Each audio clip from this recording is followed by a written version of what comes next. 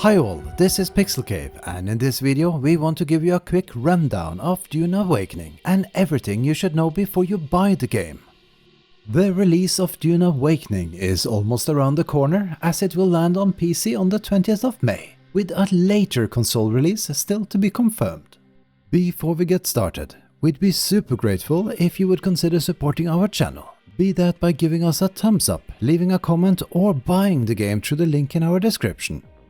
Now that pre-orders have opened, it might be a good time to ask yourself if the game is for you and whether it ticks all the boxes. Before we dig into details like price, pre-orders, system requirements and future content, let's talk about the game itself, its features and what will be available at launch, as not everyone might have followed the game closely and knows what it is about. By the way, we have more in-depth videos as well as a series of beta impressions on our channel, but the goal of this video is to provide you with an easy to follow overview that summarizes the key details. So what can be said about the genre and the game itself?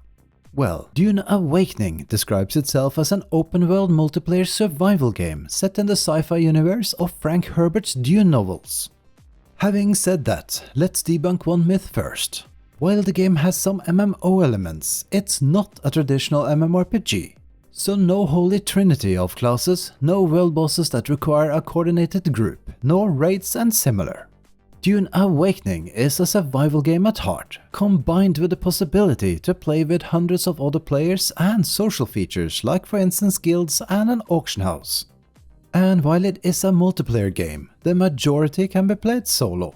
In order to progress your character, explore the world, unlock new tech and follow the story, you don't need to play with others. Sure, it can make your life easier or more fun, but it's not required. Last but not least, the game features both PvE and PvP gameplay. That brings us to the game world. After character creation and a brief tutorial to the game, you set foot on the planet of Arrakis and a map that's called Haga Basin. This is where you will learn the ropes like the overall gameplay, crafting and survival mechanics, and also where you will progress with your character, the story and where you can build a permanent base. The map is fairly large and except for a few isolated locations, exclusively PvE focused. If you are familiar with Funcom's survival game Conan Exiles, then this map is pretty much the same size as the entire Exile lands, or around 64 square kilometers. In addition to Haga Basin, where you'll definitely spend a lot of time, there are also two social hubs, namely Arrakeen and Harko Village. Both locations can be accessed via the overland map and flying an ornithopter, or by using a pilot service at a trading post in Haga Basin. At these social hubs, you can meet up with others, access more traders, the game's auction house, bank and more quests, or contracts as they're called in Dune Awakening. And finally, there's the Deep Desert. This is a giant PvP-focused map that's roughly 9 times the size of the Haga Basin map. So yes, it's massive, but it's also mostly sand with a limited number of points of interest. Unlike the social hubs, the Deep Desert can only be accessed via ornithopter and the overland map. Now, since this is an online game and one that claims to be on a massive scale, let's briefly look at how servers and playing together on these maps works. After selecting your region and game world, which could be something like World 1, you select the server instance, which in essence is the Haga Basin where you will start playing. Now, each Haga Basin map can host around 40 to 50 players at any given time, and there are many different Haga Basin instances per world.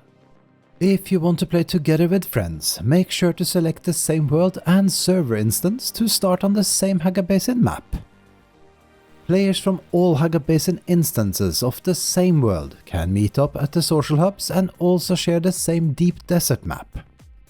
So let's assume there would be 25 Haga Basins per world, then all players from each server instance of those Haga Basins could battle it out in the same Deep Desert, which is said to support hundreds of players. And finally, since it's a frequently asked question, there will only be official servers at launch, so there won't be the option to create your own or dedicated servers. though the developers have said that they might consider this in the future, at least for the PvE-focused main map. Since we've explained what maps there will be at launch and how servers work, what about the actual gameplay and features? Let's start with professions.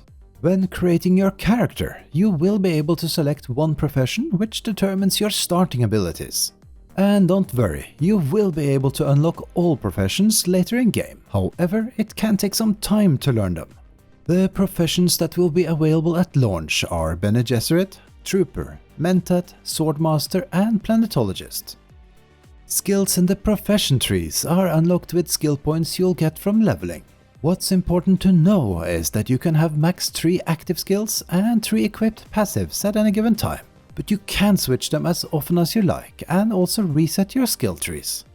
And lastly, there's also a spice-related mechanic that affects your skills, so there's a little bit more depth to everything than what can be easily summarized in this overview. Survival on Arrakis consists primarily of protecting yourself against environmental threats and of course enemies.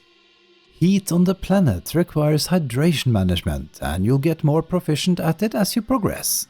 Be it staying in the shadows, harvesting water, using better gear like a still suit or converting blood from your enemies to water. In addition to the heat, there are regular sandstorms that can be deadly, quicksand, areas with poisonous gas, radiation and of course the ever-looming threat of the many sandworms. You will face most enemies while exploring camps and outposts, but there are also the occasional encounters with enemies along the way. And most importantly, nightly Sardaukar patrols that will send an attack team after anyone caught in their searchlights. On that topic, there are no mechanics that require you to manage hunger nor sleep. Now, since we talked survival, what happens when you die in game? In short, when dying in PvE, you will keep all of your equipment but take some durability damage, and lose part of your resources, consumables and currency you carry. However, all this can be recovered if you manage to return to your death marker. The only exception is when you die to either the sandworm or quicksand. These are the only instances when you drop and lose 100% of everything on your body permanently. There is also no full loot in PvP, so in general you keep all of your gear and equipment, but lose some durability and all of your resources, consumables and currency. However, there are certain circumstances where a faction that has won the Landsraad, which is the political system in Dune, can enable a full loot decree for any given week in the deep desert. When it comes to armor, weapons and other equipment, you will be able to use a variety of melee and ranged weapons, as well as different armor types. If you're out exploring, you might opt for a still suit, and if you face many enemies, a heavy armor set might offer better protection. You have complete freedom in what to use, and in addition to your weapons, the skills you're using will complement your playstyle. Gear is also not level locked, meaning friends who are further along in the game can help you get what you need in order to join them wherever they are. Armor, weapons, tools and vehicles lose durability when used or damaged, and while they can be repaired, this only works to a certain extent and until they fully break. After a while you simply have to recraft what you need. It sounds bad, but believe us, once you're a bit more established in the game, it's half as bad. There are also skins that allow you to customize armor and weapons, changing the appearance or the colorway. Now to crafting. As you level and explore, you will gather intel points that can be spent on unlocking new tech. This can be anything from crafting stations, gear and weapons, to consumables and vehicles. There are no dedicated crafting professions, everyone can unlock and craft everything, and it's generally pretty straightforward. Depending on what resources or components you need, you have to venture to different zones or points of interest. And better resources also require better gathering tools. The by far most precious resource in game is spice, and this is mainly due to the dangers that are associated with harvesting it. There are only limited opportunities to do so on the PvE map, as the primary focus for spice harvesting lies in the deep desert, where larger harvesting operations will require a group and coordination, not only because of the massive ringworms that lurk below the sands, but also the constant threat of PvP ambushes. So what about building? To build, you need to claim a piece of land by placing a subfief console. There's a limit of how many you can place and how much you can expand your base. And in order to protect your base from the elements, you need to keep your shield generators powered at all time. Haga Basin is for now the only place where you can build a permanent home base, as the PvP desert map gets wiped on a weekly basis. There are multiple building sets, including one per faction and various sets of placeables for decorations. You build by placing holograms that can either be filled directly or later, making it possible to plan the outline of your base and also have friends help building. Placeables and crafting stations can also be moved after placing them. Now, while you can prevent building decay by powering your base's shields, there is another form of base maintenance, and that is taxes. Depending on the size of your land claim, the Emperor expects regular tax payments to allow you to maintain a larger base in the game. When it comes to vehicles, there will be various types of ground and air vehicles, like the sandbike, buggy, ornithopter or sandcrawler that's needed if you want to harvest large amounts of spice in the deep desert. And all vehicles require fuel to be operated. Depending on the type of vehicle, various modules can be equipped, like scanners, mining lasers, rocket launchers and so on. Some vehicles also offer one or more passenger seats and other more specialized abilities.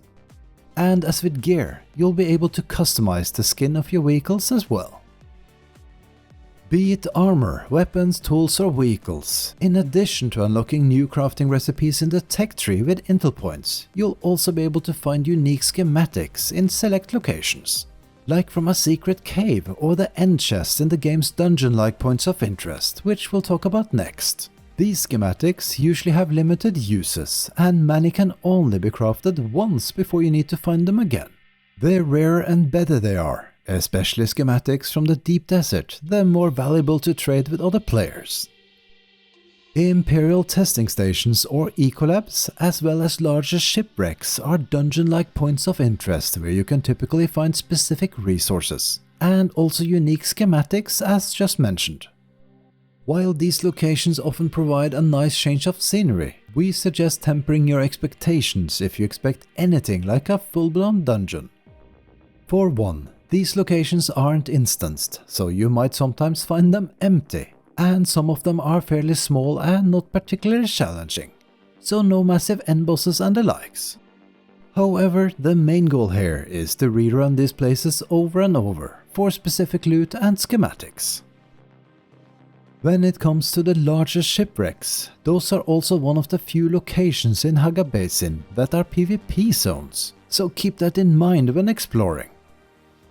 In addition to all this, there are trading posts spread around Haga Basin where you'll find traders for basic goods, some NPCs and contracts. Each trading post also offers a shuttle service to the social hubs and other trading posts you have discovered. Speaking of contracts, these tasks are the equivalent of quests in Dune Awakening, and you'll not only get them at major hubs but also from trainers, as well as from items you find in the world. And then there's your personal journey, which is guiding you through the game and above all, through the main story. As you progress with your journey, you will not only complete tasks and discover locations, but also enter personal story instances that are essential for the narrative arc of the game. So what about the social side of things? Well, there's the option to befriend other players and form groups of up to 4 players, and you have the option to create or join a guild. The guild size limit was confirmed to be 32 players, which is probably smaller than what most of us expected.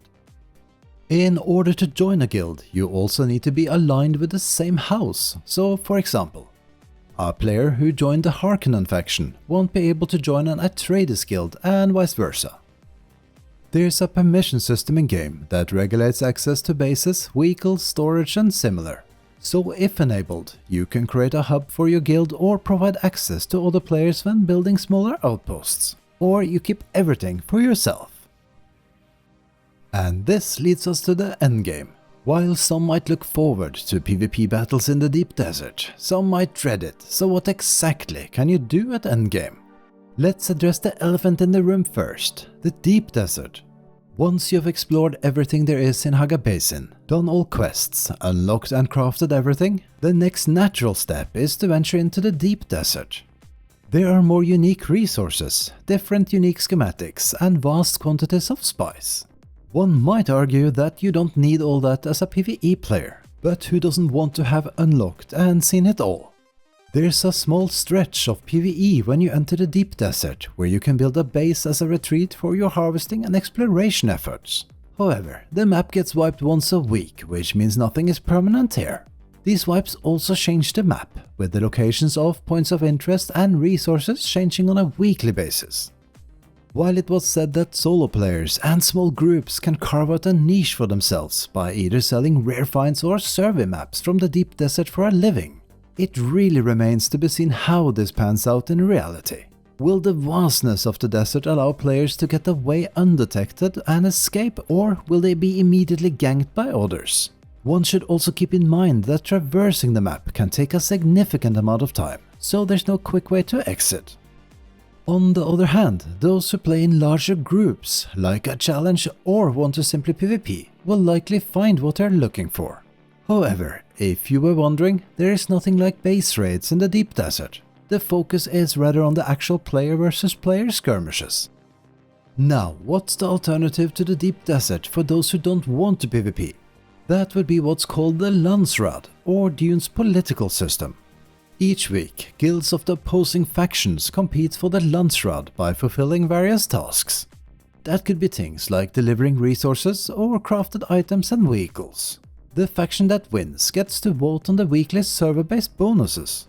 This can be anything from reduced crafting costs to unfavorable decrees, like the enabling of full loot in PvP in the deep desert.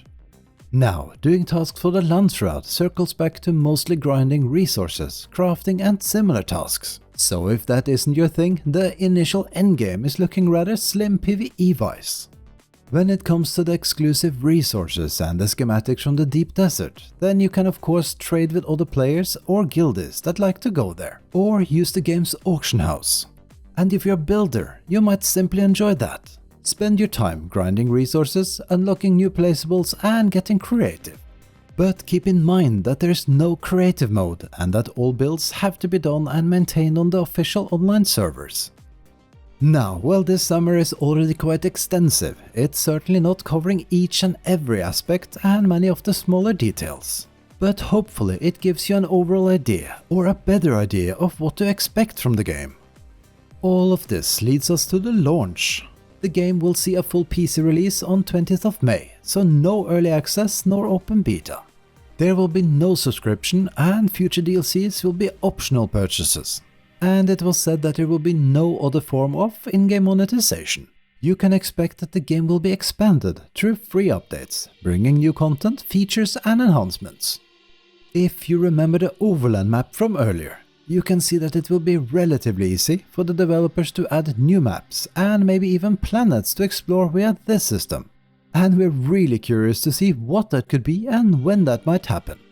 Funcom has also shared the latest system requirements for the game as seen here. And additionally, you have the option to download the game's character creator and benchmark mode that allow you to try out the character customization, save a character for launch and test the performance of your system at various settings. Oh, you'll also unlock a unique knife skin for launch if you use either of the two. The game will have full controller support, remappable controls and feature things like Razer Chroma and haptics integration. The price for the base game is £42 in the UK and $50 or euros. If you like to pre-order the game, you can choose between 3 different editions: Standard, Deluxe and Ultimate. All versions give you the Muad'Dib Terrarium and a dice watch as a bonus. But only the Deluxe and Ultimate editions include a 5-day head start as well as a season pass. In addition to a unique armor set that's included in both the Deluxe and Ultimate editions. The Ultimate edition also contains various other cosmetics and digital goodies, with our favorite being the Caladan Palace building set. The Season Pass that comes with the Deluxe and Ultimate Edition includes 4 DLCs, with one being available immediately at launch, consisting primarily of placeables. And the other 3 DLCs are set to release within the first year of launch. There's a small preview here, but it's more or less a sneak peek, seeing the full details for the DLC package have yet to be revealed. Now, this is what will be available at launch. Unfortunately, there haven't been any further updates regarding the timeline for a console release, nor if crossplay or cross-progression will be supported. So, what do you think? Is it a game for you? Will you pre-order or rather wait and see? Let us know in the comments. For more in-depth videos, beta impressions and more things Dune Awakening, make sure to check out our channel, subscribe and stay tuned.